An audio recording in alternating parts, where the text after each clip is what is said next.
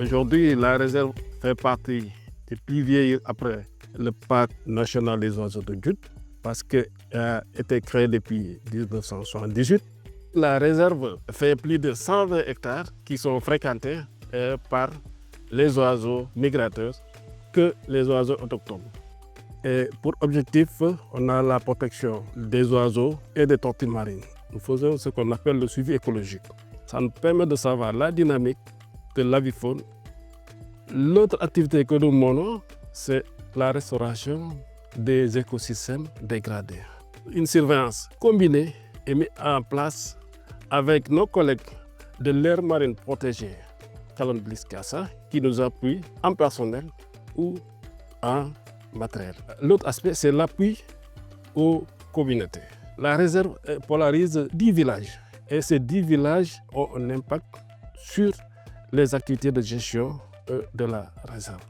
Des activités génératrices de revenus sont menées. On développe l'écotourisme en collaboration avec le comité de gestion, mais également avec le GIE des écogardes, Agir, qui a appuyé le comité de gestion dans les travaux de finition de son campement écotouristique qui va lui permettre d'être plus autonome et de gérer d'une manière participative la gestion de l'aire protégée. On a un centre d'éducation environnementale dans les îles.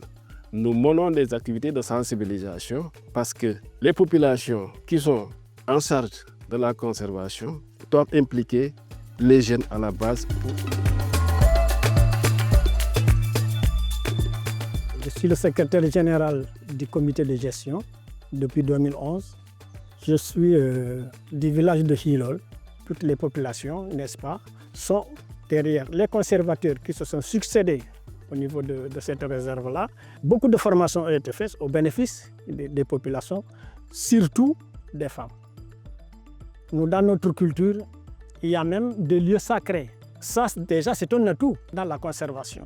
Nous savons que notre seul ami, c'est la nature. Tout ce qui est biodiversité, c'est au bénéfice des populations. La coupe de la mangrove, elle est interdite, parce que nous savons que la mangrove nous protège contre l'avancée de la mer.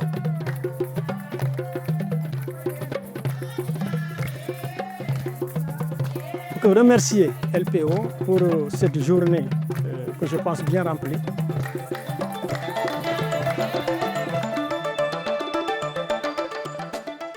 Je suis le chargé de la communication du comité de gestion de la ROC et membre des écogardes. Être écogarde, c'est participer aux activités de la réserve, de faciliter le travail aux conservateurs parce qu'il ne faut pas être tout le temps sur le terrain, de les alerter des enjeux et de travailler en parfaite harmonie avec son équipe. IGI a participé à différentes formations avec Agir, à une formation sur le guidage, sur les oiseaux, comprendre les oiseaux, connaître les oiseaux, qui apprend pourra mieux exercer ses fonctions. L'année dernière, on a eu des jumelles, donc ça rentre dans le cadre du bon fonctionnement du travail. Un grand merci aux partenaires Agir et nous les invitons à continuer et à perpétuer l'aventure avec nous.